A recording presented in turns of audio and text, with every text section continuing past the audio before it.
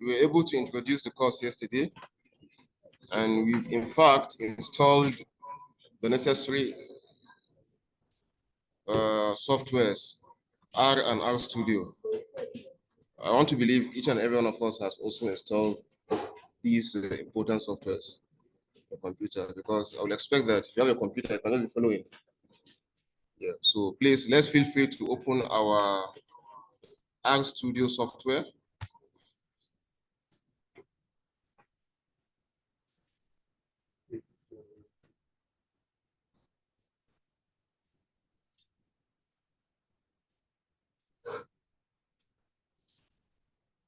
So if you have successfully installed your R Studio software, you should have an interface like this. Like I explained yesterday, this is the console.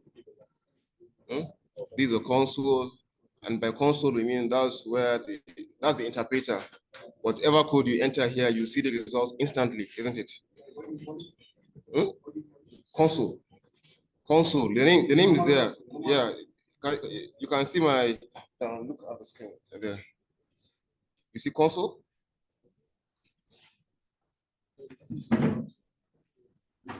Console. Yeah. Please, if you don't get what this interface is all about, you may have problems following along. I expect that you make yourself comfortable with all this interface, all that you see here. So this place where you see a cursor blinking there, that's the console. Meaning whatever you do there, you see the result instantly. If you have a hurried task that you want to just check up something, you do that in that place, isn't it? And then if you want to write, if you have what you want to write in mind, maybe 10 steps, 11 steps, 20 steps, it's not advisable to do that here. Why? Because it will make your life difficult. Because if you want to implement something that requires you to enter 20 lines of code, remember whatever you do here, every line returns an answer, isn't it? It will make, so you will simply come here and open a new file, an R script, isn't it? Is that okay? And that's what we have there. So whatever you do here, if you run it, you see the result at the console also. So it's very simple. You go to File,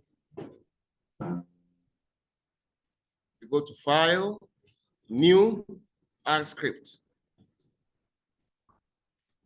File, New, R script.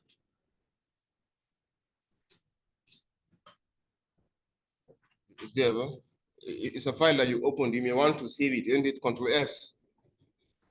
You save it anywhere you want to save it. But advisably, you open a folder where anyway, you know how to organize your files now. You open a folder somewhere you're happy with, you save it there. For me, I'll go to a desktop. I've opened a folder specifically for this class called the library training, and I'll call this example one. You save with .r, but even if you do not, it will automatically save with .r, isn't it? So even if you refuse to put anything, you see that it is saved as a what? Example one dot what? .r, because it's an R file, isn't it? You're lost? Do you have R Studio installed in your computer?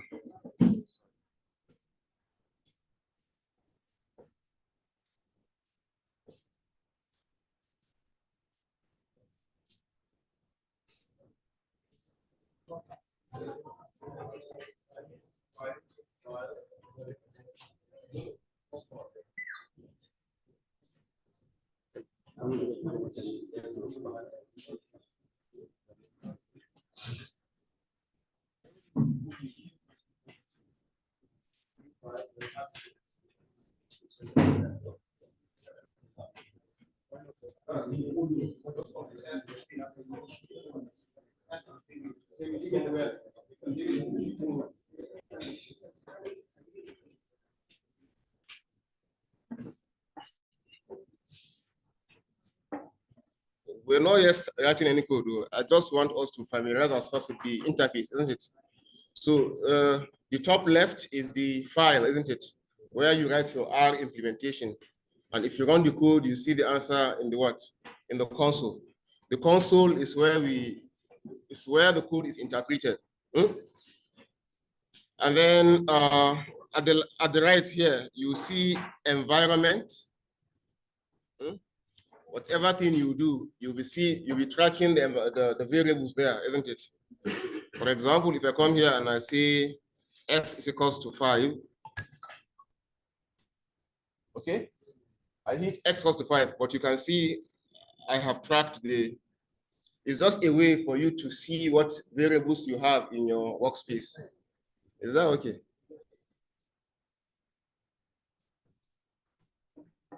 Here is the history of all the commands you've run, isn't it? You can try that. Even from the console, if you've written some code and you want to go back, if it's not far from you, you can just hit the top arrow key, okay? And it will take you to the previous code you've written, and then you can modify accordingly. For example, I wrote x equals to 5. If I want to type x equals to 50, I don't need to type x equals to 50 because I know I've written x equals to 5. I can just use the arrow key and then go back there and add 0 and then hit enter, isn't it? It's now 50. Or I can hit enter, then go back and modify this to y and then make this 500. I see it there. Is that okay? Here? Yeah, very good. So like I said, this is the file. Whatever you do here, you will not see the answer until you run it. So if I want to type s cost, let's say I want to implement, let's say I want to put the number 5 in a variable x and another number 6 in a variable y, and then sum these values and save the result in Z and print it. That's like 4 lines of code, isn't it? If I'm to do that here, you can clear the screen by using Control L to clear. If you have some gibberish, you can remove it. So I say x is 5, yeah, y is 6, Z is the sum of x and y. Sorry, Z is sum of x and y, yeah? And then I can print what? I can print Z. That's 11, isn't it? You see that whatever I do here, everything is run instantly, isn't it? It's the same thing, but in this case, you will not see any result until you compile the code, isn't it? So you come here and say x is equals to 5, y is 6, Z is the sum of x and y, and then if you print Z, you see I've been writing code, but nothing's happening. If I clear here, nothing happens. So you can write as many code as possible. If you are happy with the code, then you simply highlight the code and then you what? You run it, okay? And if you run it, you see the answer there.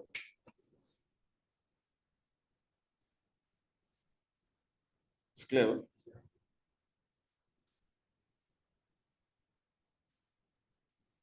It's clear, good.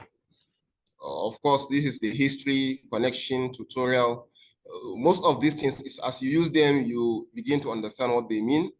Here we have the files, tracks your files on your computer. If you plot anything, you can track it here. Packages, apart from the, yes. Okay.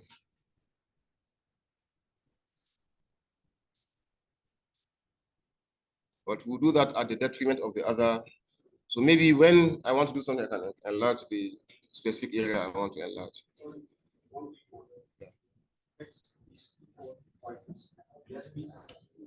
Yeah, the R is space friendly. So whether there is space or not, it doesn't matter. So for example, if I have x is equals to 5, okay, it ran without errors. If I say x is equals to 5, it will run without any problem. So R is space friendly. That's not true with other languages. Some languages, if you put space, it will give you error, isn't it? Yes. But for readability, at least one space is good. Huh? But it depends on your style. I have friends that write their code without space. So maybe like something like this, you just write x is 5, y is 6, z is equals to x plus y, print z. Print z. It will run fine. But personally, I have trained myself to, it's more readable when you have one space like a here. It's clear. So maybe let me go to the slides, please.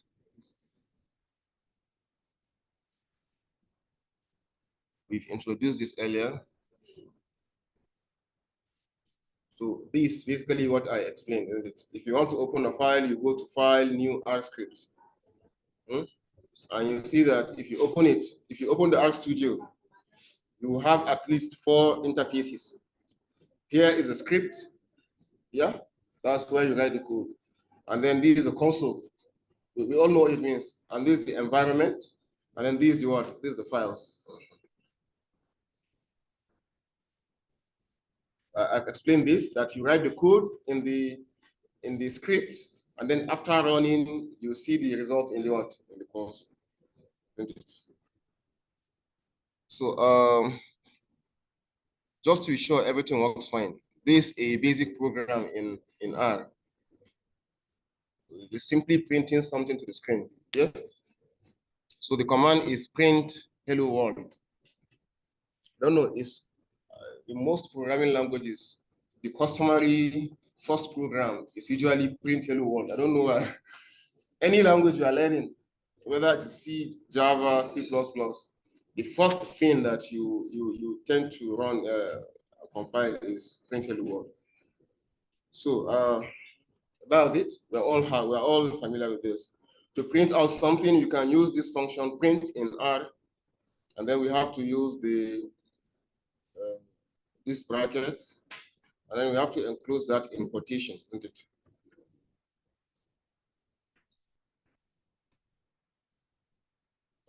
Print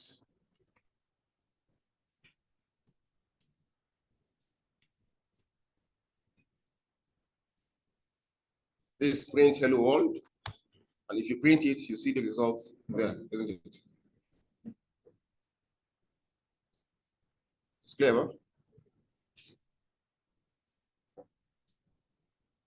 So the print function is used to output text. It's followed by parentheses, which includes the text we want to output, enclosed in quotes. But if you want to output a number, you will not put you won't put the quotes. Huh? If you want to print 5, just say print 5, isn't it? And it gives you maybe 4, isn't it? If you print 4 plus 5 here, what happens? It prints 9, right? Yeah.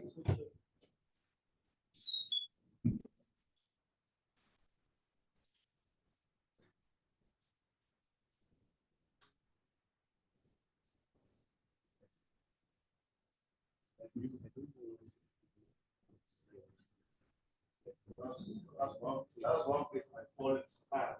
If you want to run anything, you have to select the button like this.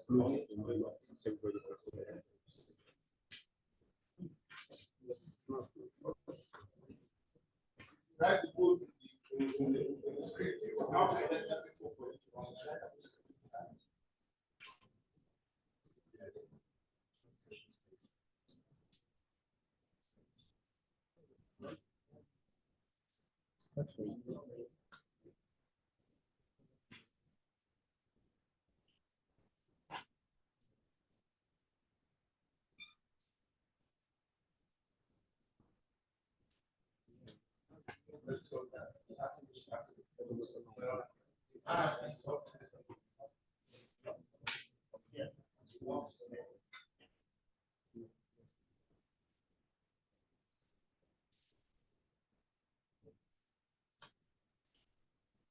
have to select it before you select it before you run it. Not on the code. It's funny that if you write the code in the script, you have to select it before you run. If not, you don't select it.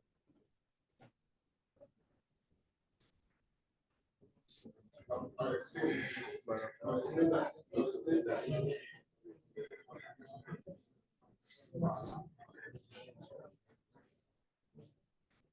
best way to learn is to learn by doing. Hello. When you print 4 plus 5 here, it prints 9, isn't it? But one of our colleagues now went and enclosed everything in quotation. And he's not happy that the result is not 9. It's returning 4 plus 5. Why? Because whenever you enclose anything in quotation, you are telling the R interpreter to treat whatever you enter as a what? As a string, as a text. So even if you come here and put it will still print it without error, isn't it? Because you are telling the R to print whatever is inside that quotation. So if you put 4 plus 5 in quotation, R sees it as don't change anything, just print it the way it is. But if you did not put quotation, it's going to treat it as a number. And the first thing is to evaluate whatever computation you have there before it renders the output. It's clear, Go? Yes. It's clear.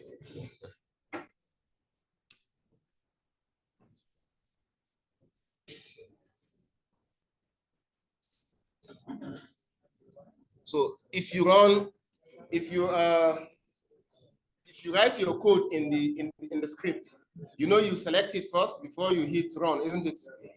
A shortcut is just to hit Control and Enter. A shortcut for running is just to hit Control and Enter. It will run whatever you select, isn't it? Yeah, if you highlight, then you hit Control Enter. It will. It's clear, Go? Yeah.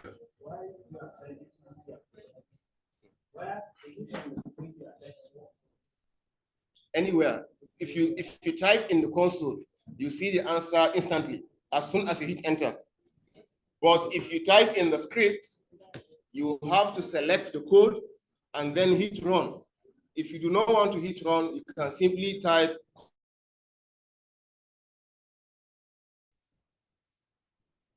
whenever your code is in the script, you have to select it before you can be able to see the output. It's clear. Yes, sir. On the console, yeah. There are other windows. Like yes. Terminal, yes. Terminal and what's the name? Terminal and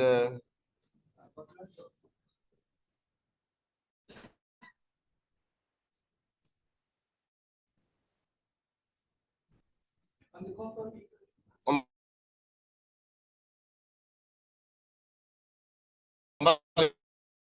The console, okay. If you see, sorry, I have an observation. Please, I have an observation, please. Or rather, an advice. You see, this is something that requires our 100% attention. While he is busy making some explanations, these explanations are technical. If you miss one step, there is every tendency that you will not get other steps that are coming. And we'll be making noise, gisting with our friends, and he will go, then you now bring him back. Because if your attention comes back to him, you say, please, how do you do that? Then other people are there listening attentively while you are making noise and you are dragging others back. Please, appeal, please and please, just concentrate. Please and thank you. Thank you, sir. So the command prompt. Command prompt, I go CMD. If you type CMD in your computer, it takes you to this window. Yeah. And there are some things that you may wish to do. Even in R, there are some things that to now closing R and then going to command window to do that. So they are saying, okay, you don't have to leave our environment. From there, you can have access to that, isn't it? Exactly. Mm-hmm. That's the terminal. This is your documents, go. If you know how to use terminal very well, whatever command you can do there, you can do it here, go. Musali ls. Okay, is this CMD code? Sorry, what was it?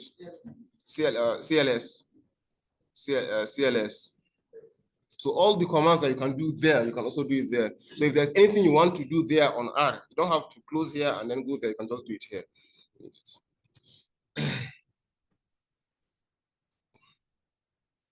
So sometimes in R, as you write your codes, especially if you are doing serious job, you want to be commenting some things. Maybe if you are the IT guy in your company and you are asked to do some task, if you write some code, you may wish to just document something so that if after 2 weeks, if you come back to the code, you know that this is what I implemented in this piece of code, isn't it? So you can comment out any code in R by using the what? The symbol, this symbol, hash. In programming, when you comment out something, it's another way of telling the interpreter to ignore it. Huh? Let me clear here. What's 5 plus 10 is 15, isn't it? If you run this now, you see 15, isn't it? But if you precede this by a hash symbol, you can see the colors even change. If you run this, let me clear here. If you run this, you see nothing. But it has run successfully, isn't it? So you are telling the interpreter, please, whatever comes after this hash symbol, don't bother interpreting it, isn't it? Yeah. So why is it useful? You can write some lines of code, blah, blah, blah, some code. Some things can be confusing. So you can just come here and say, okay, this piece of code was used to implement this thing. And just it's for your readability, just to guide you for doing some things.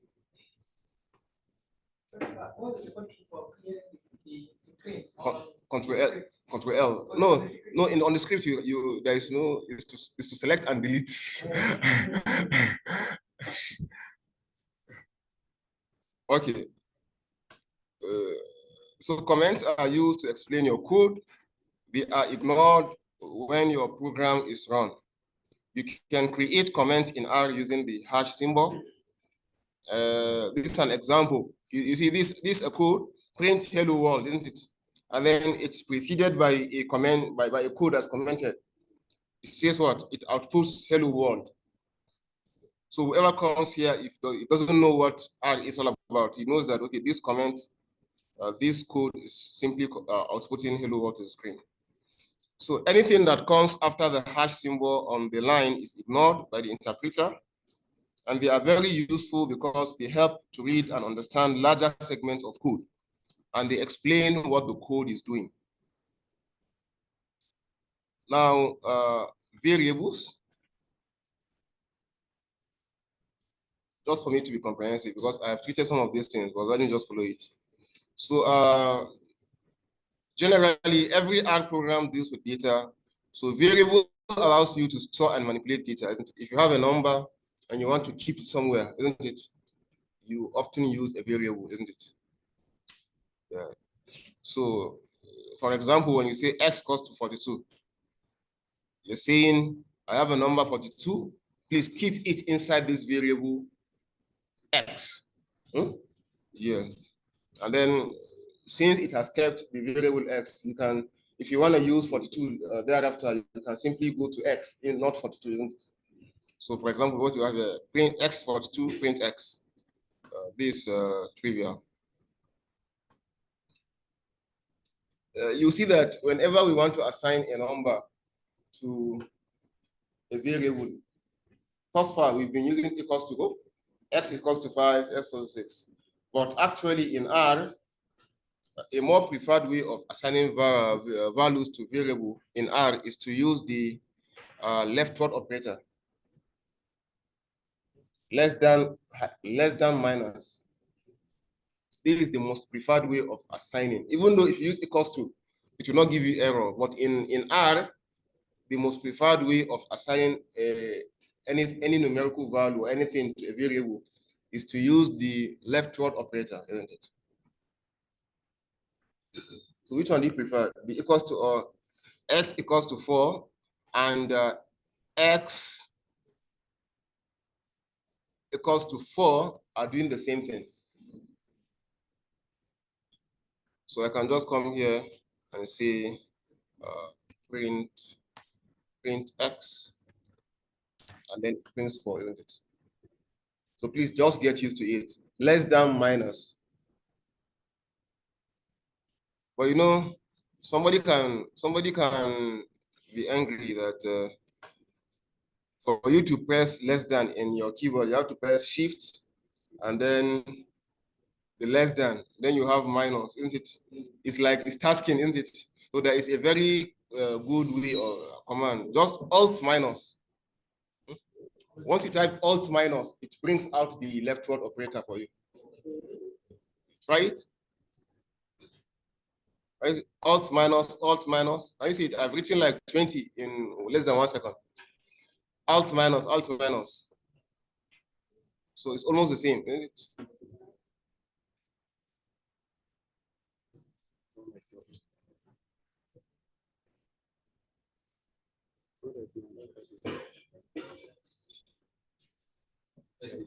Yes, sir.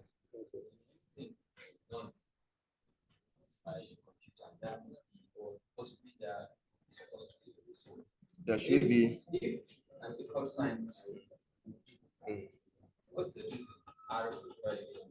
It's just for convenience. You want to be distinct. Just for this, just for distinction. I have interacted with many programming languages. As far as I know, it's only R that uses leftward operator for assignment. Maybe they want to, you know, in programming, although my sister asked me to, to sparingly use programming technical terms. In programming, there is the assignment operator and there is the comparison operator. They are different, but for equals to, people tend to confuse things, isn't it?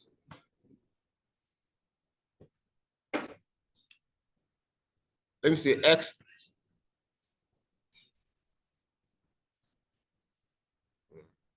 Let me say X is 10 and Y is 20, isn't it? Mm-hmm. You see, if you say X equals to Y here, is different from X equals to Y, isn't it? So this is what we call the comparison operator for equality, isn't it? And this is the assignment operator, isn't it?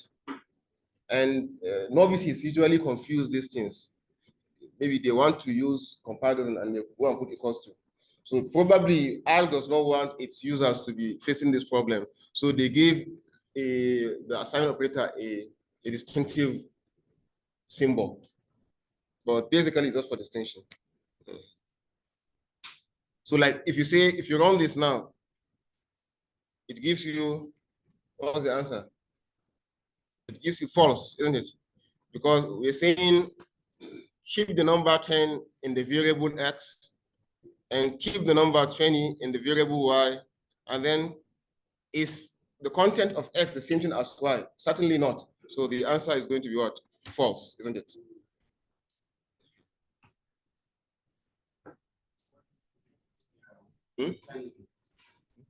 If I come again, please. Certainly not.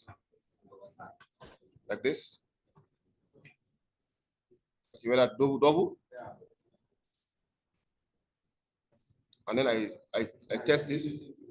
It will not be same, no? It's going to be false. Even if it's your, sorry, what's your name, sir? Your name? Bulus. If I do Bulus like this, if I do this, it will be what? It will be true. Because X is keeping Bulus and Y is also keeping Bulus. But if I put double S here, Bulus with single S is not the same as Bulus. So basically, is the equals the same, is this the same thing as this? So they have to be the same in all respects. If this were to be 10, if x were to be 10, and this is also 10, but in quotation, this will be what? True or false? False. To be false. Because this is x in string and x in number, isn't it? That'll be false, isn't it? What's happening? It's not true. No, I'm coming. No.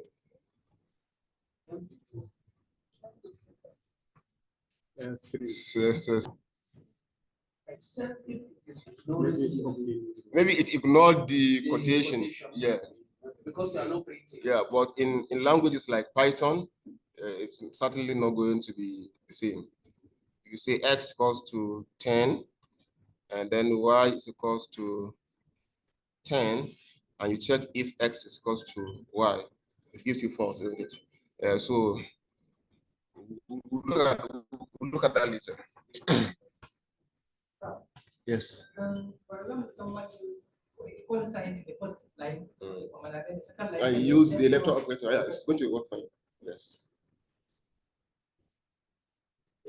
So here I put equals to go, equals to here, and I say print. Let me say cat x plus y. Still going to print. So it's not allowed for you. You cannot add numeric and non-numeric, but let me just make this to be 20, isn't it? And I run this, it gives you 30. So it doesn't matter, isn't it?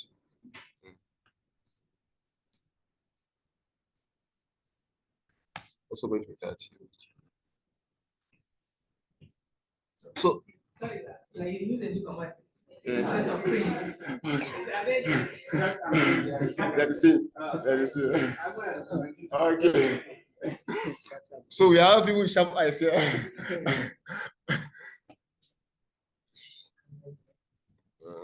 I like that.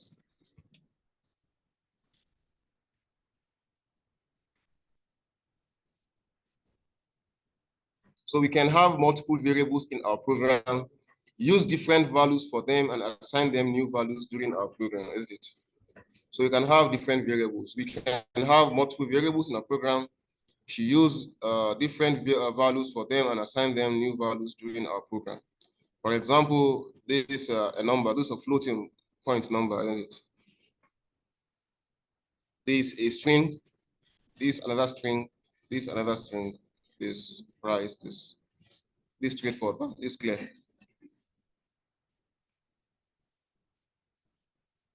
So having known how to put some values in a variable, let's look at a data type.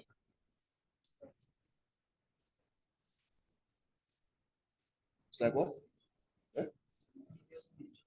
Yeah. Okay. R is case sensitive. I didn't discuss that, bro. R is case sensitive. So when you name a variable,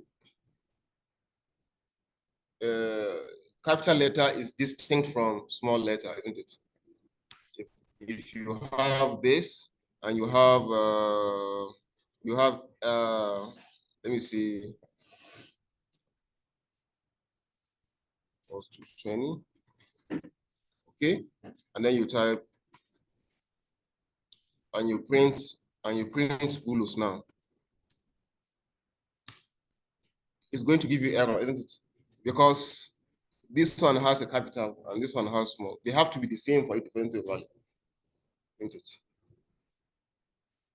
Or if you have x, you can have x equals to 3 and then capital X equals to 9.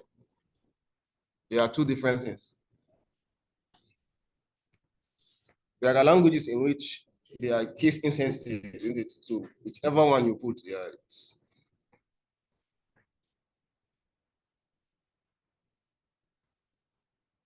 so variables can store different. Someone may ask, why are we doing? Please, we have to know this before we can analyze data. Okay. It's like you want to build this hall, isn't it? and you don't know the role, you want to build a house, or you don't even know the role of a block, cement, sand, water, what have you. You cannot just come and start building a house. Yeah? You have to know that, okay, this is where they start, this is where, yeah, so before we start building, before we start analyzing data, we have to know all these nitty-gritty concepts, isn't it? If not, we will not learn anything.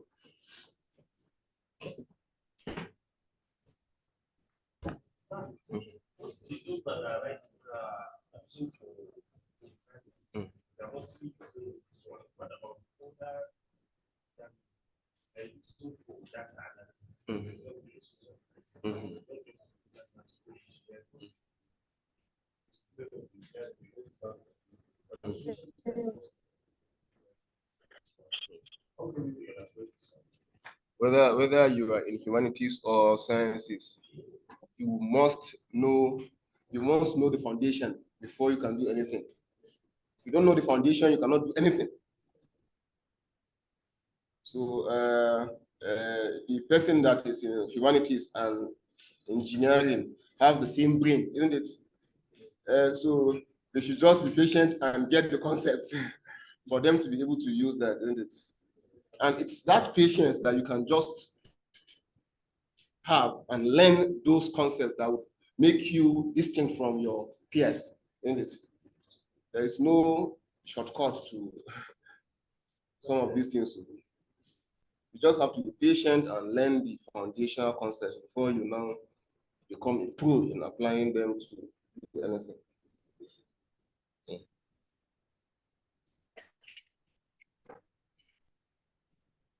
So variables can store different types of data, such as integers, decimals, text, and in R, you do not need to specify the type a variable will hold. Instead, R will automatically get the type from the value it is assigned to.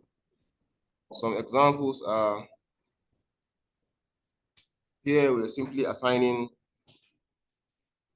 in some languages like Java, if you want to assign a decimal number to a variable, you have to declare ab initio that I want to assign a floating point number to you. It will be like float x is equals to 4.8.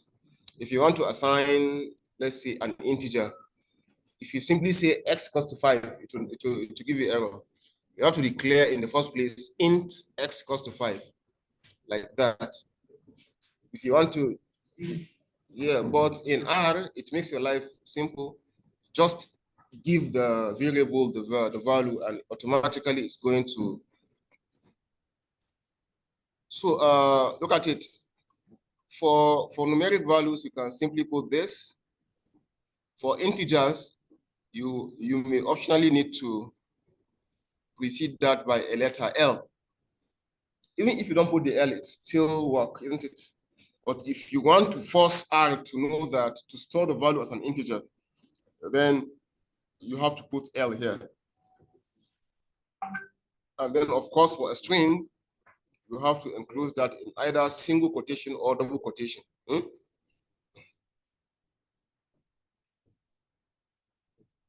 So note that for integers, we need to proceed the value by the letter L. This forces R to store the value as an integer, and you can also assign numbers without the L, which will store them as numeric. So using the L notation ensures that R uses the value as an integer, which takes less space in memory than numeric values, because numeric values can also have decimal points. That's the difference. Well, these are trivial, so you don't need to bother yourself. Even if it's an integer, you can just put it like that without putting the L, unless if you have a special requirement to keep the number as an integer. So for strings, like I mentioned, you enclose them in quotation, whether single or double. But don't mix them, isn't it? At least for a single line.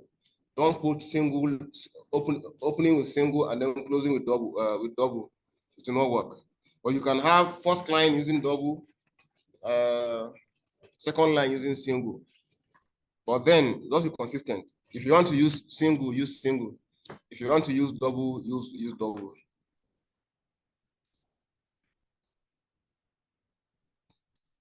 Of course, we all know the backslash code for escape.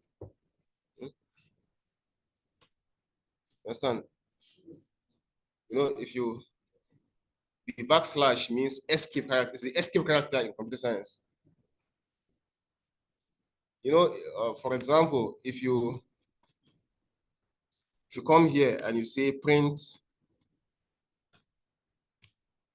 hello, go. Print hello, go. But sometimes, let's assume I want to print, let's see, she shouted,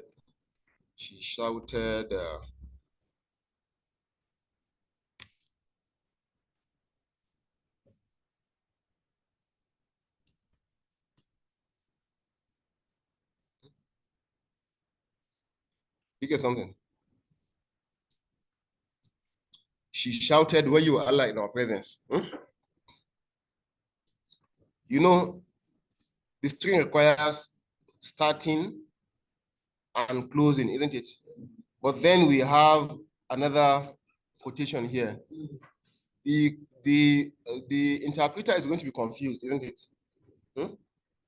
If it sees closing, it's as if you want to simply print out she shouted, isn't it? You understand? So in order for you to tell the interpreter, I also want to print this quotation as part of the output, you simply escape it. You escape it, isn't it? Escape it, isn't it?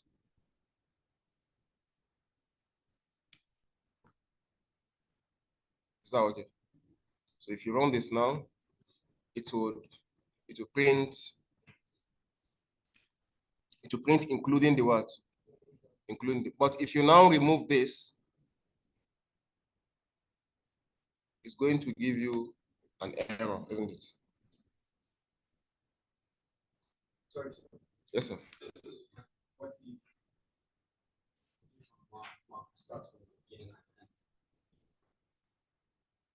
Okay, the quotation, let's say give you another, you want to print something like whatever you want included in the output, if it is going to be conflicting with the syntax, just escape it. Just like we have in the example here. This is called escaping, okay? And then if you print the message, it prints, this is called escaping. Whatever you want to be part of the output, just use the backslash to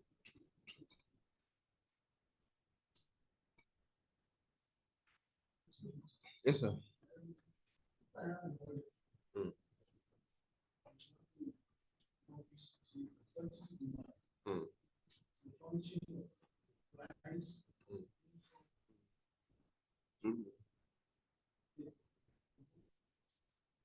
We are going to come to functions. Sir. We have special module for that. Functions. We're going to that. We're going to come to that.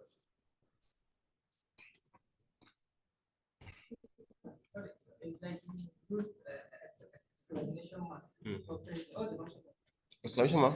No, it's just part of, if you shout for your Allah, you no, it's part of the Okay, we thought it's part of no. It's part of the what I want to, is the exclamation mark, and the example I gave was an exclamation, isn't it? Yeah?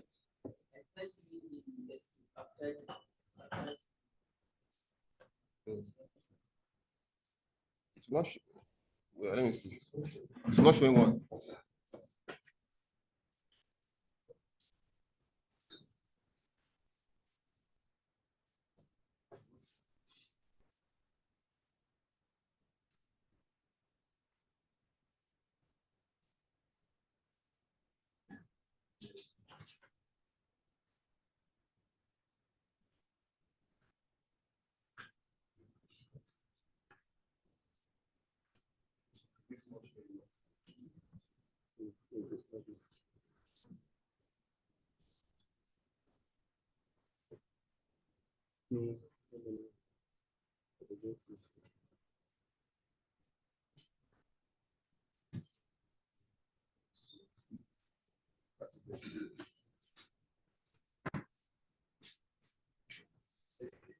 Yes, sir. Why is that sign of shown on the result?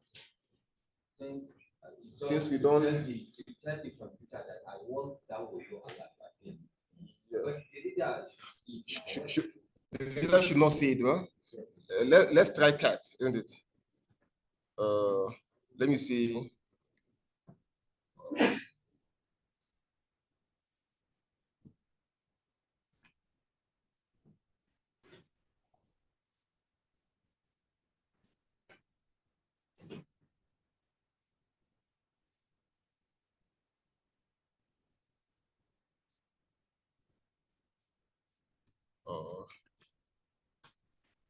Still there. Let me see cat.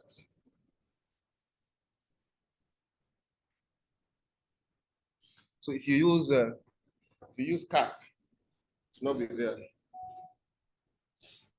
You understand?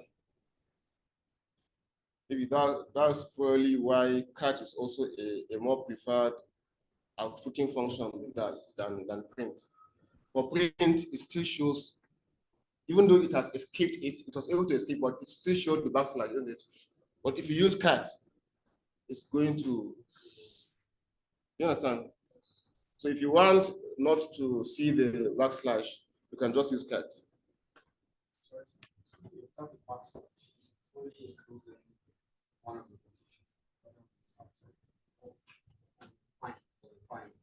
Yeah, for the fine, this backslash is escaping this guy. And then this backslash is escaping this guy. Okay? And then this and this is the normal string. So this one. Yes. Cut and print are the same thing, but if you use print, you can be having some anomalies here and there. Like if you escape a character, even the escape character shows in the, but if you use cut, you will not see that.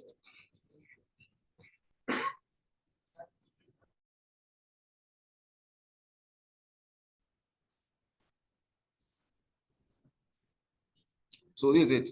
You can use the cut function instead of print to output it without backslash, isn't it? Just like you asked, isn't it? Okay, note that when printing the value, it will also output the backslashes. You can use the cut function instead of print to output it without backslash. Compared to print, cat does not output the line numbers of the output in square brackets. That's also another advantage. Okay? So if you run anything, well, if you use let me see print 5. Okay, you see the number here, but let's clean this and then use cat here.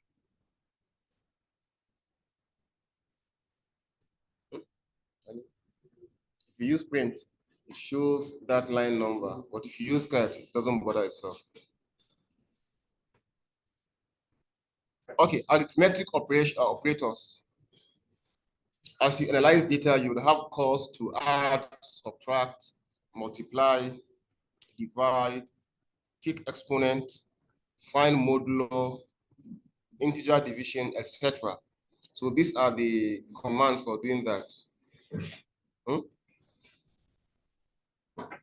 Yusuf, if you want to add two numbers, you use plus. If you want to subtract, you use minus. If you want to multiply, you use asterisk. If you want to divide, you use forward slash. Backslash is for what? It's for escaping, isn't it?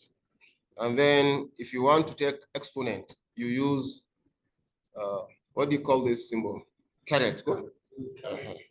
And then if you want to find the remainder, you use double percentage symbol, isn't it? Yeah, remainder. Maybe if you if you divide 10 by 3, if you divide 10 by 3, what's the remainder? Remainder is 1, isn't it? That's what the modulo operator does, isn't it? And then if you have percent / percent, is doing integer division, isn't it? So you know, ordinarily, if you say 10 over 3, should be what? 3.333, isn't it? But if you want simply to divide integer in this, so if you precede this by a percentage symbol and this by percentage, it will ignore the decimal part and only output the what? The integer, isn't it? So this will be what?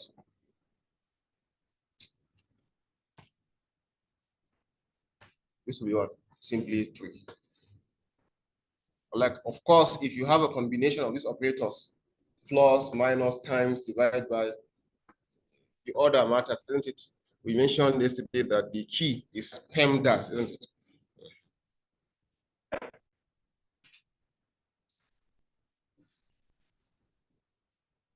But we also have some functions, even though we've seen a few, isn't it?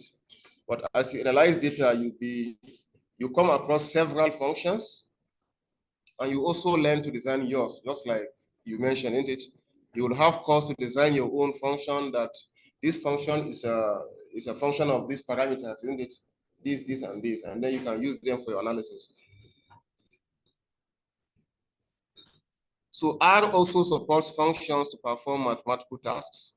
For example, the min and the max functions can be used to find the minimum and the maximum of a set of numbers, isn't it? Yeah. You have the maximum of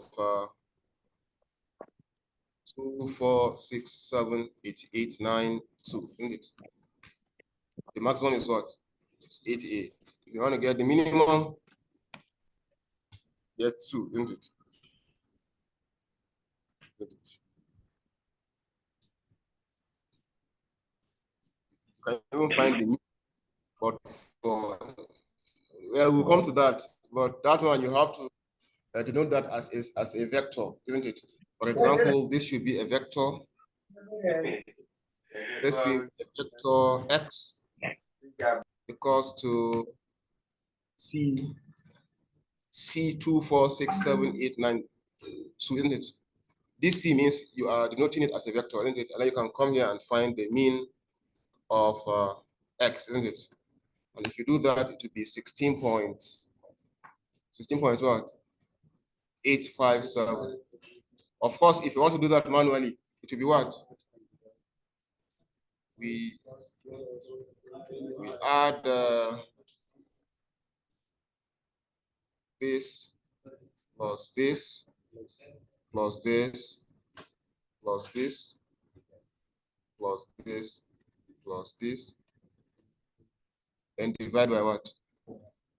The total number 1, 2, 3, 4, 5, 6, 7. And then enter is also going to be simple. So you can similarly, R has a built-in square root function that is used to find the square root of a given number, SQRT, isn't it? Now remember that you need to use parentheses to enclose the numbers in functions. Wherever you're using any function in R, there has to be this opening parenthesis and then closing parenthesis.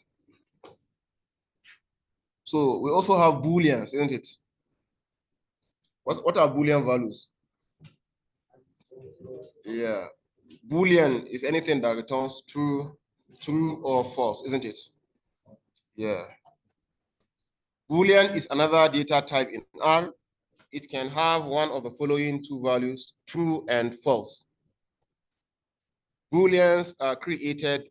These things are important to, sir. What's your background? You're from, okay. They are important too. This one is not for computer science. If you're analyzing the data, you would want to perform a task and say, okay, anyone that violates this condition, I want to see it. And if you do that, it's only those that violate that will come out what? True.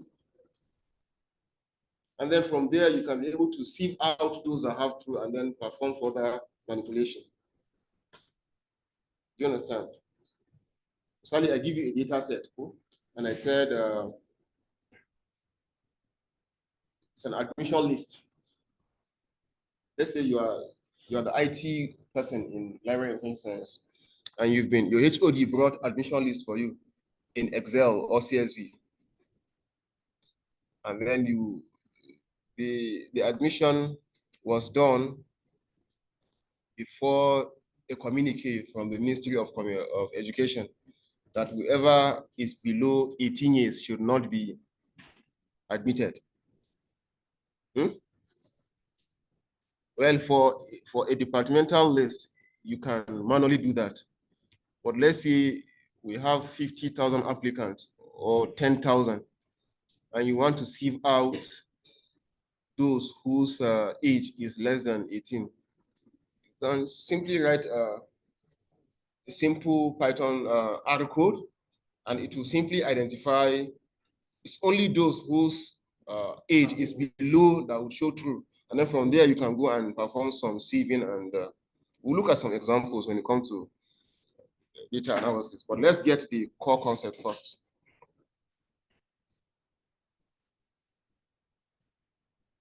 So basically, this is it. So what are the, for we to get a Boolean value, we have to compare two variables, isn't it? Or two values, isn't it? For example, you have x is 14, and then you want to print is x larger than 20.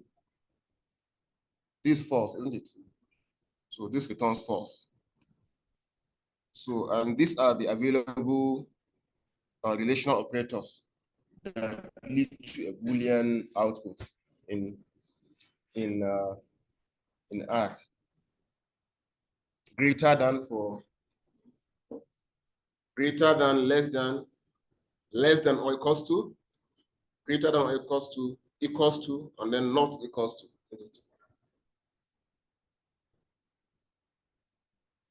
So note that you need to use 2 equals to for checking for equality, isn't it? Not just one. Because a single equal sign is the assignment operator, isn't it?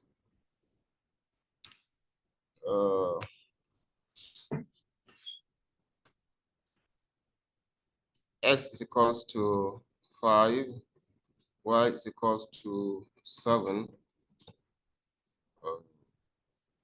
Print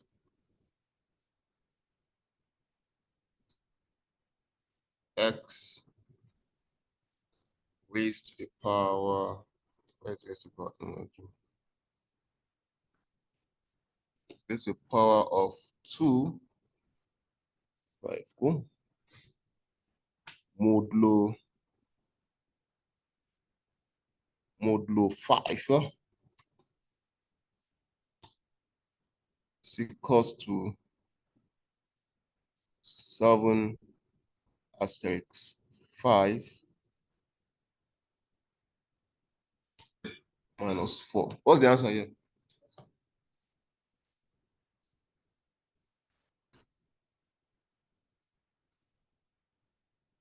If I run this code, what do I get?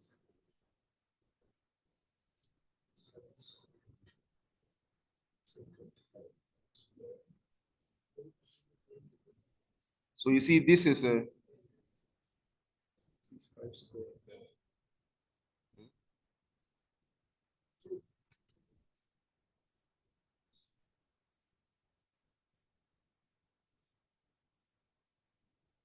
two.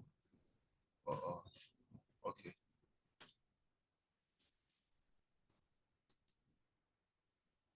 So this will be x raised to the power of 2 is what? 25. 25 modulo 5 is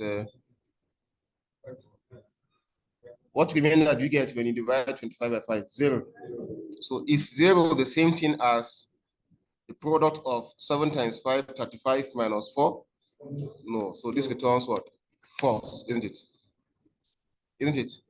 But if I make this to be 35, this returns what? Isn't it? Isn't it?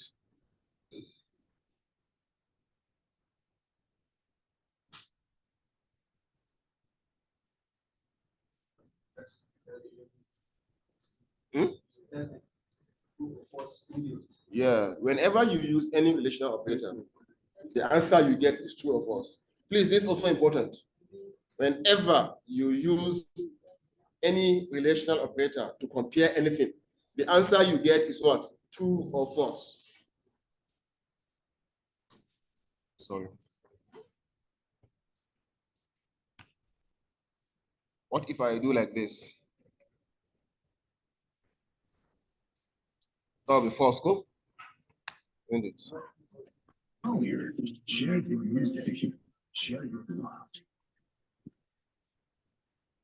So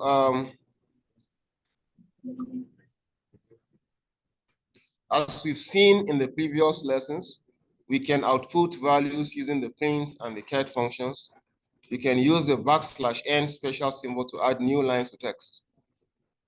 This is also conditional. \n is for new lines, isn't it? You know, for example, if you print hello alone,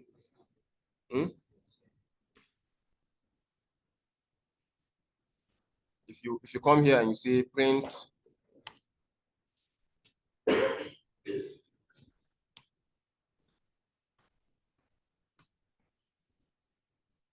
you say I love programming in R, isn't it? If you run this, it outputs this.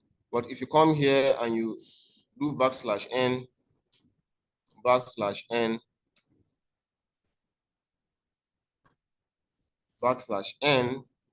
and \n, this returns what?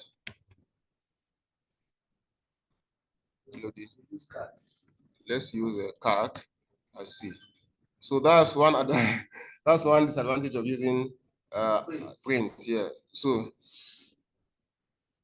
I love programming. So whenever you precede any text by \n, you are saying the next thing that comes should come in the next line, isn't it? I know in Python, there's also an alternative \character, \t. I don't know whether it's applicable here too. That's give a space. Tab, go. That's 4 spaces. Let me try it. Yeah, it's also valid here, isn't it?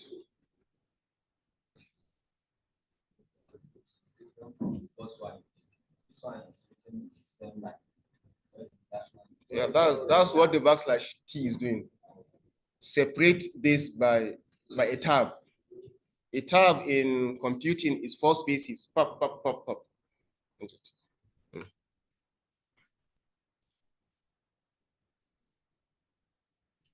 But you know, apart from the relational operators, there is conditional operators also. You know, like if I say 2 is larger than 4, this is what? This is false now, isn't it? Yes, sir. Yes, sir. Which one? Did you use print or text?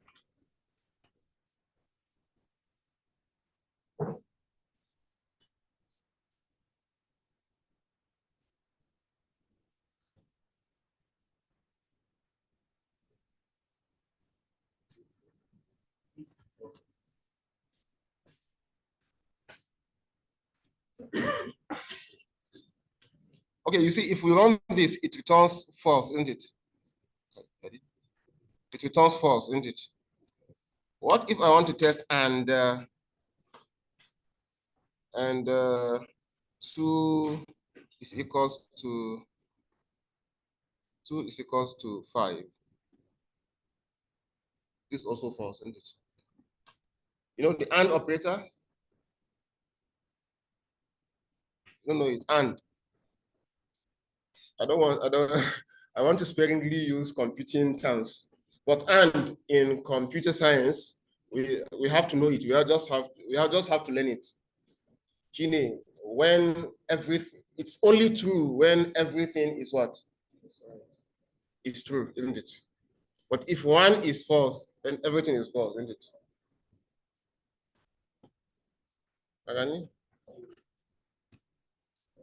Let me I don't know whether I can. Let me see. And truth table.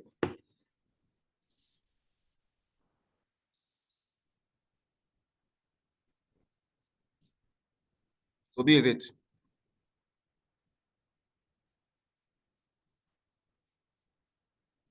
Everyone.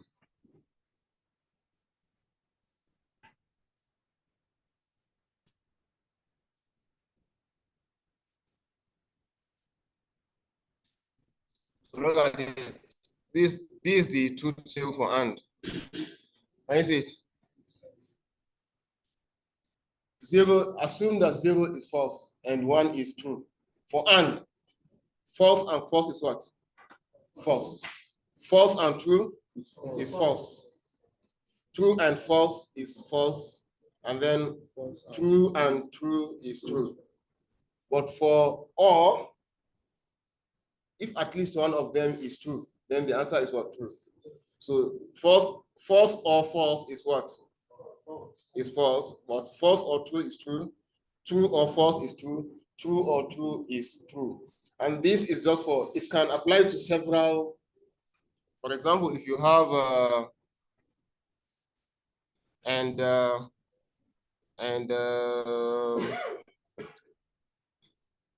3 minus 2 is equals to 2. This is what? This is true. Yeah? 3 minus 2 is what? It's 1. Okay, sorry, let me make this. This is true. Yeah? This is false. And then this is false. So that's, and everything will be what? Will be false. Even if this is, let me make this one to be equals to 5 minus 3. So Kunga here, this is true. This is what? This is also true, but this is false. The fact that one of them is false, then everything is going to be what? False. But if one of them, if it's all, the or operator is, I don't know the name of this symbol in computing. What do you call it? Yusuf, what's the name of this symbol?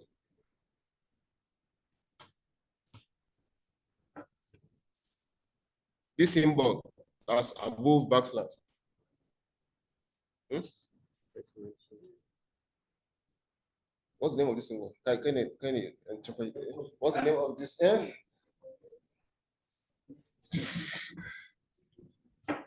So that's the symbol for all, isn't it? Shikuma, whenever you have it, if at least one of them is what? Is true, then everything is going to. So for example here, this is false, bar, and then this is true, and this is true. So the answer is going to be what?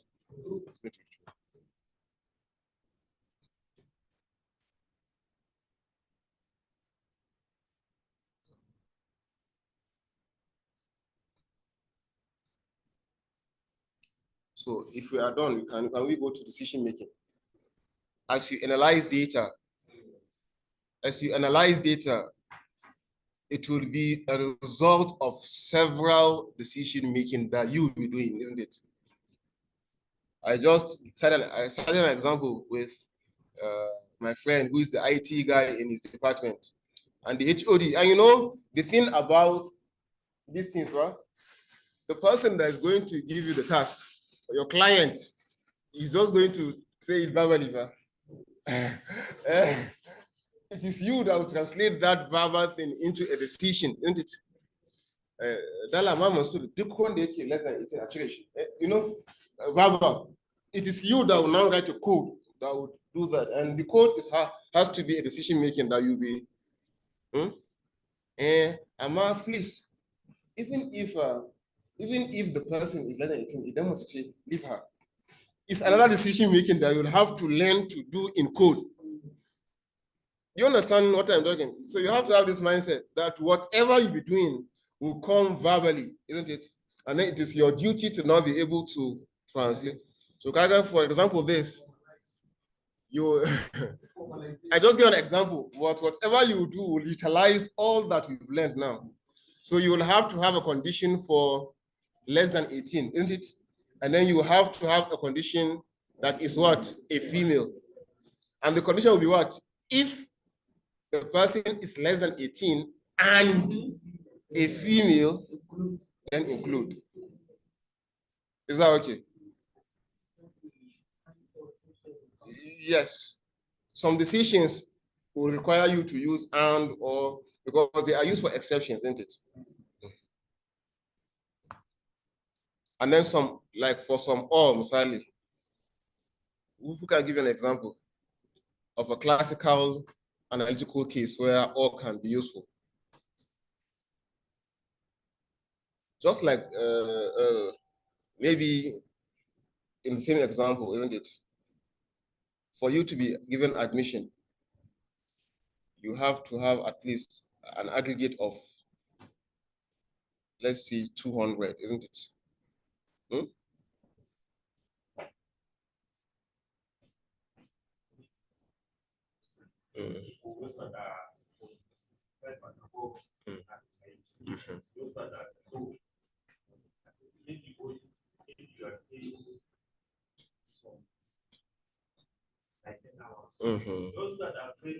This guy and allow it's not realistic. Okay, okay, backlog.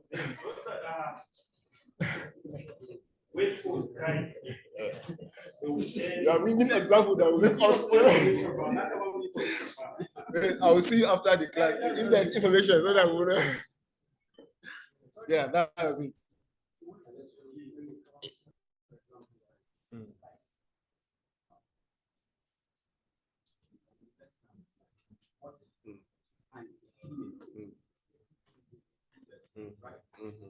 But all from a specific group. Yeah, very good. All from a specific group. Yes. Then you can include it. So that would be all, isn't it? So if anybody satisfies this condition, admit him.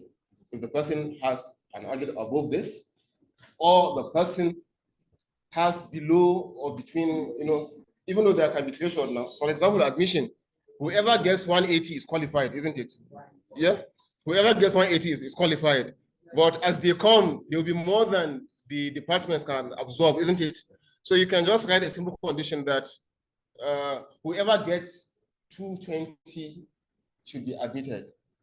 Or if that person is a female, of course she has earned 180, isn't it? Or if that person is from, so you see that you streamline it. So in that, yeah,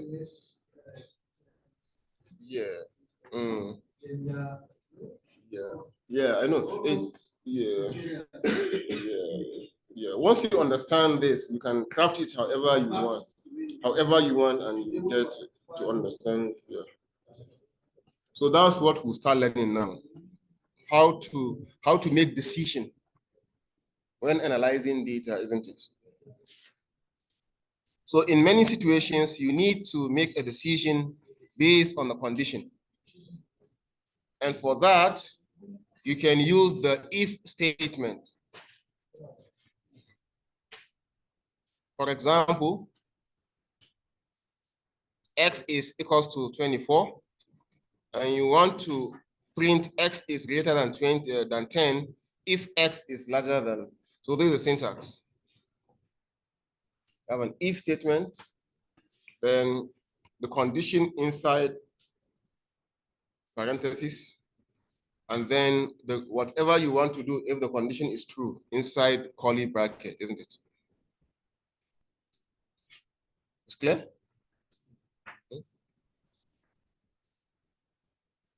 Usually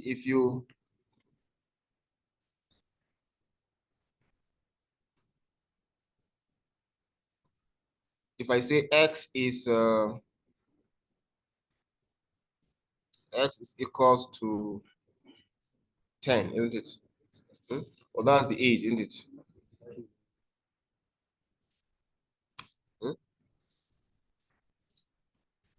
Print. Yes, go. Let me see. Good.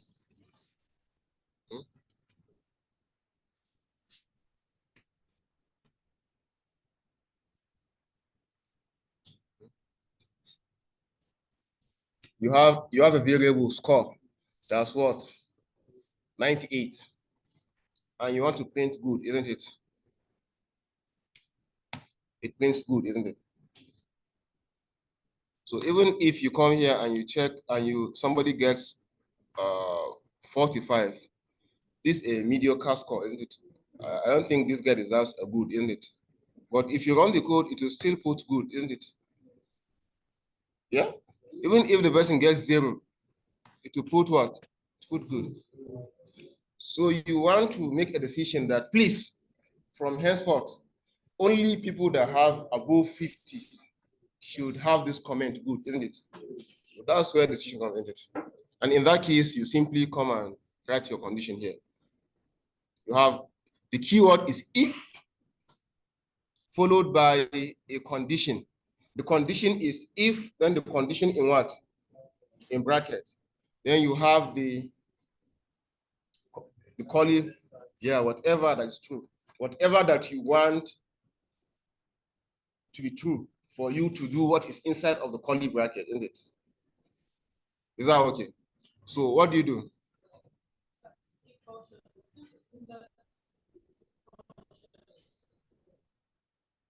Yes, exactly. And in any other language, only that the way you use it is a bit different.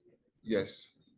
In Excel, if you want to compute something, if equals to if column, this column that has the total is larger than or equals to 70, greater than or equals to 70 A.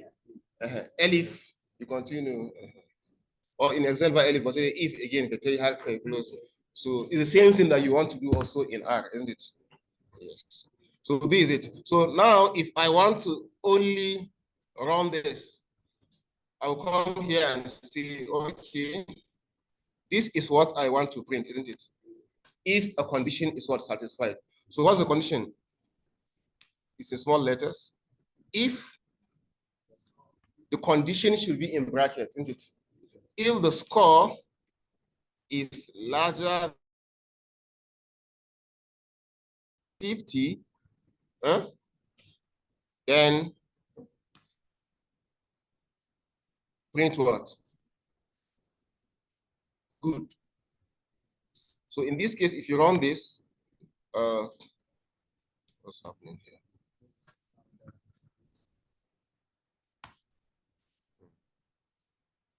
Okay, of course it will not run because it is 0, isn't it? Yeah. So it has refused to print. It has refused to comment good because the guy is a dull student, isn't it? Well, let's see. Is 49. Programming is has no apathy. It's apathetic. Even if you have 49.99, as far as it's concerned, it is what? So, but once you, yeah,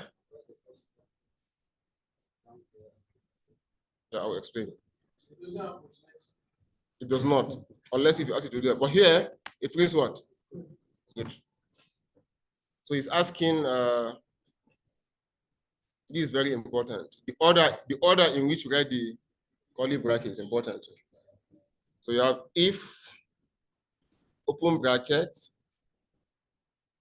the condition is inside the normal bracket, isn't it?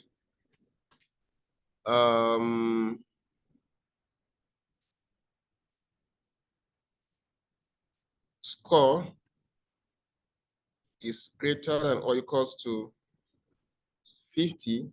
Okay, that's it. So this condition returns either what? Either true or false, isn't it? You know, I only selected it and I run it. You know, if you write something in the script and you select it and you run, only that things that is going to. I only highlighted this one and I run it and it's saying this is going to be true. So it means if this is true, then whatever you have inside this quotation, this curly bracket, is going to be what?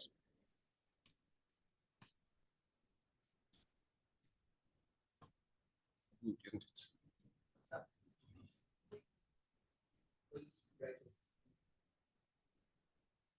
Yeah, but it's just that sometimes R is also error friendly. it's not good.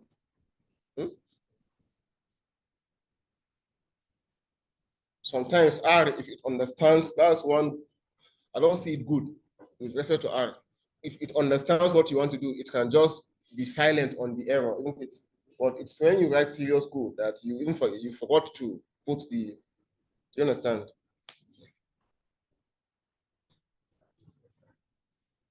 Actually, if you remove this code, yes, both is still going to, but that one is different in, if you remove the, if you remove the curly bracket, it means we are not testing this. So if this is 0, okay, the same thing, it still worked. But like I said, so it's the same answer. It can be friendly with errors, isn't it? But it's better for you to just put it. It worked. Because it's saying where there is 0. No, the one in blue color is the code. It's just a replica of the code. The one in black is the output. Okay. So let me give one example. Let me give one classwork rather. Go.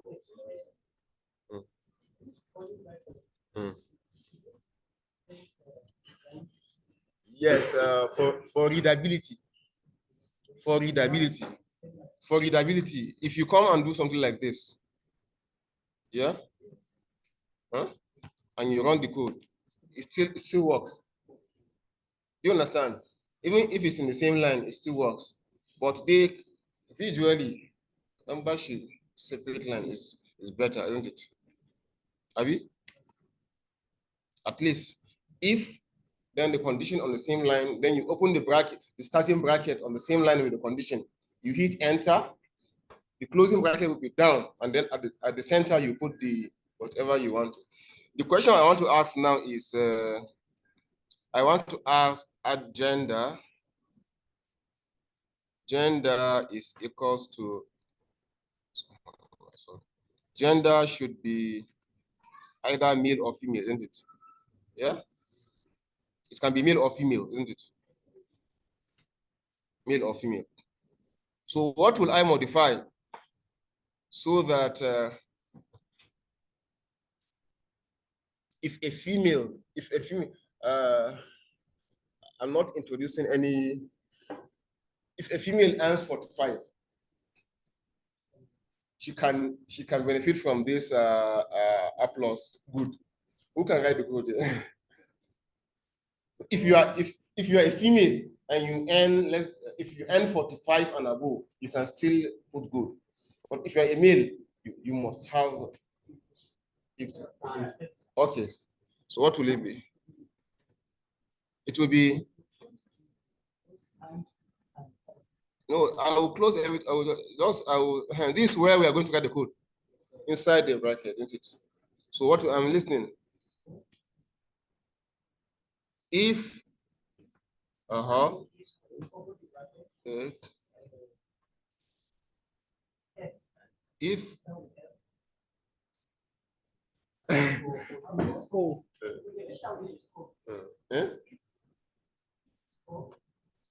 if if score is greater than or equals to 45, okay, and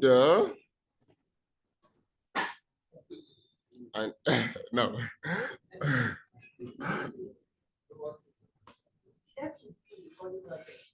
In the curly bracket. No, what would be in the curly bracket is what.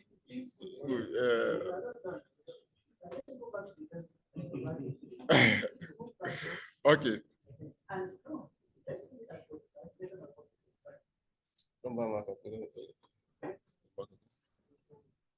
It's okay. It's okay. If score is greater than or equals to 45, and no. Assist him now if you know the answer. And gender, if score is greater or equals to 45 and the gender is equals to F, print good. Is that all? So it means even if I'm a male and I get 100 or 100, it will not bring. I'm missing something. Or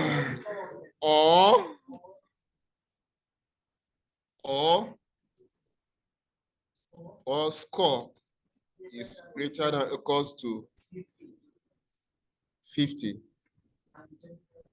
Oh, it's okay.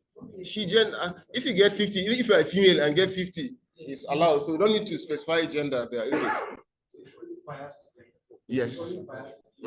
So you're saying if the score is above 45 and the gender is female, if the score is more than 45 and the gender is female, or the score is more than 50, give this applause, be good. Yes. It's clear, right?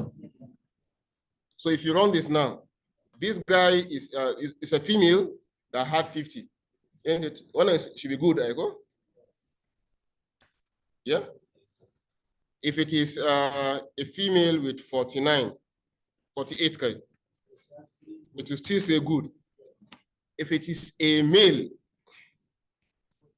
with 49, it will keep quiet. It will not say anything. Yeah. And if it is a male with 99, isn't it? It will be good.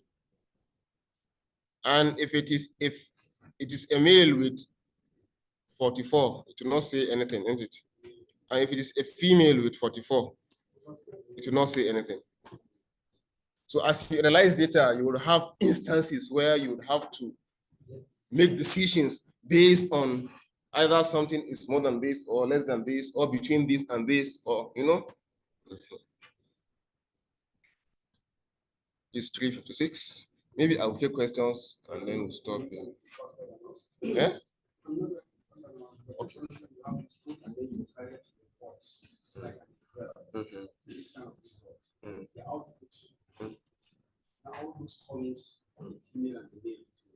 Come again, please. This could. A data from Excel.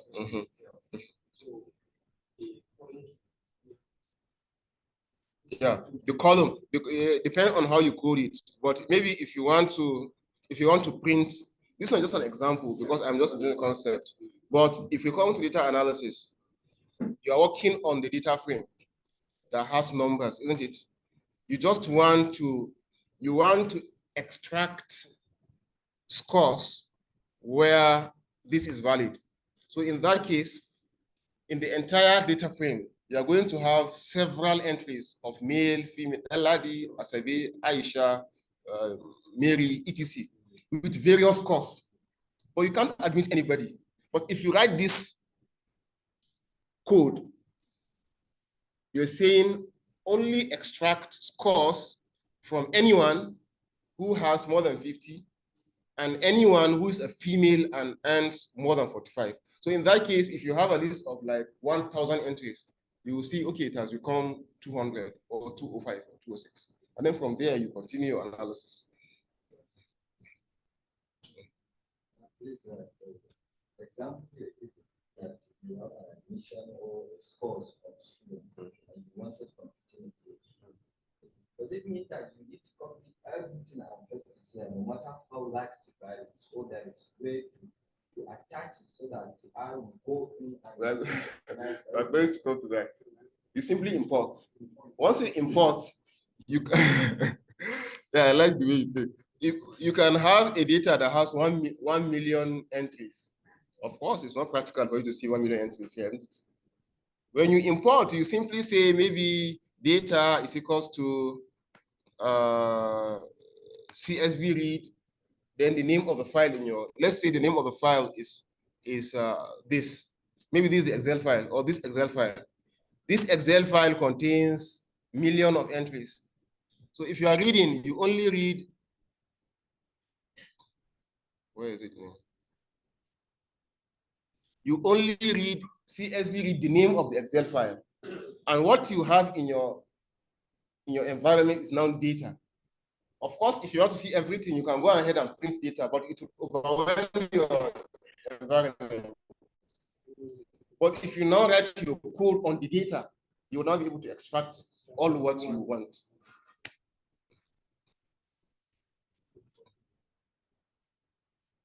Please, if, it's time for it's 4 o'clock. It's time for questions. We are going to, yeah.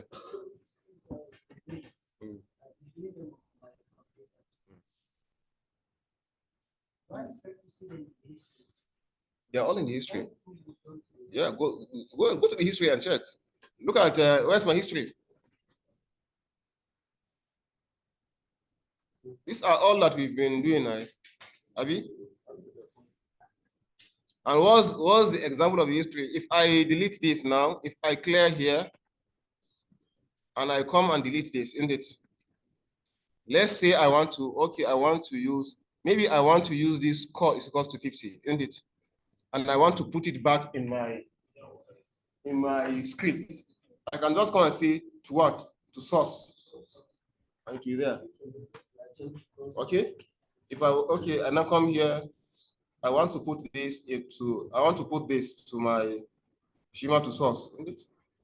You put this to source, this put to source, and then you can modify maybe as some upward review because the people that we extracted were more than the quota. So let's raise it to 60. Then you run again, isn't it? And so if you want to bring it to the console, you come to console, isn't it? Yeah. If you want to clear the content of the history contains several things. If you want to clear this guy alone, you can just come and say delete this guy. Go. Go. But if you want to clear everything, you can just clear everything and then nothing is there. Yes. Yeah, it will be there. Unless if you shut down the. Can you share the history? Yes, you can save it, man. Can you share it so that maybe those that you to attend the class or catch it well, so that people have that It's of a good question. Yes. I already did it. Oh, it's a good question. You can save your environment, isn't it? You can save your environment. I think it's .r Neko. I've deleted it. But maybe next week if I come, I'll show you. I will give an example and show you. Okay, are you sure you want to delete it? Let's say yes.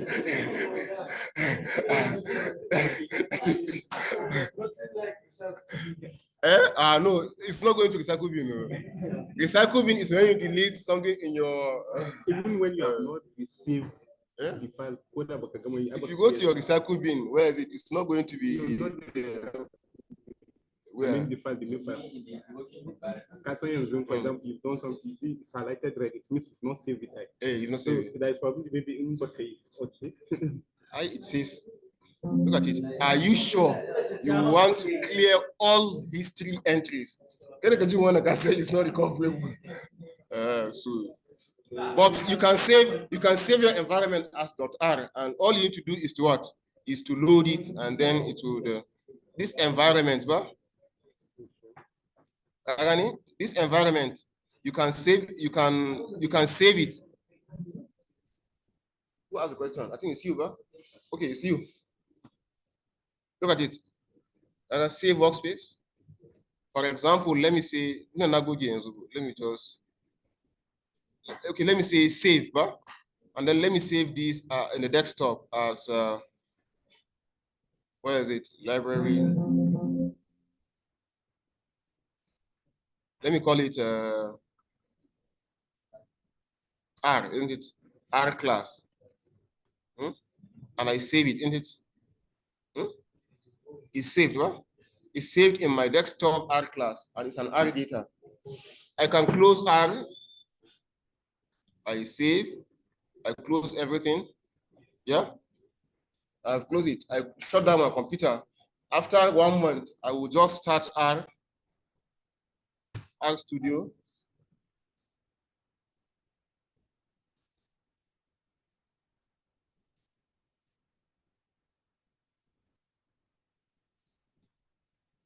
it's there already because, but even if deleted, even if it's not there, you can just come and see load workspace. I see it, a folder symbol. If you go to load workspace and you, okay, let me.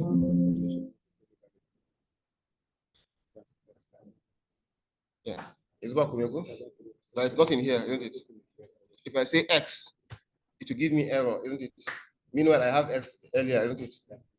But if I come here and I load, if I do score now, and I hit enter, it tells me I don't know what score is, isn't it? Because I have deleted the workspace. If you come to this folder and you go to desktop, library and library training, and then add class, this is it. And then you import. Listen now. Now, if you come and say cat score, it's going to print 44 for you. But that was the last value of 4. You put X 5. Okay.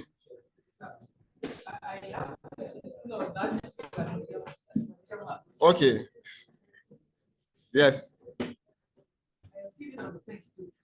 On the good. Hannah? Yes, sir.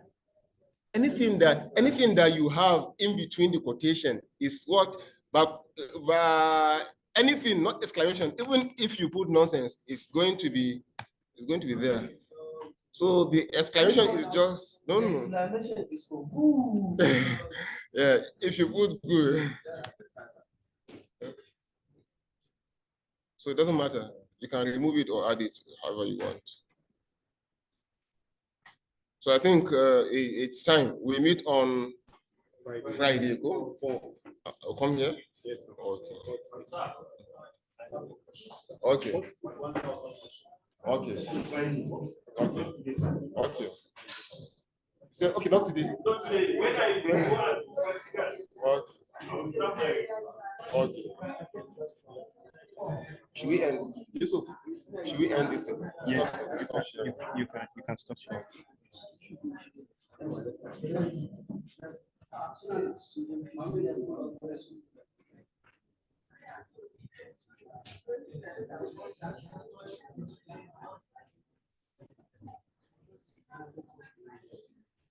I should start recording?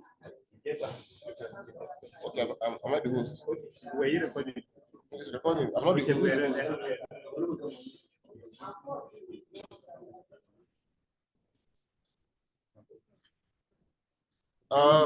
Please, a word of advice. If you want to learn this thing,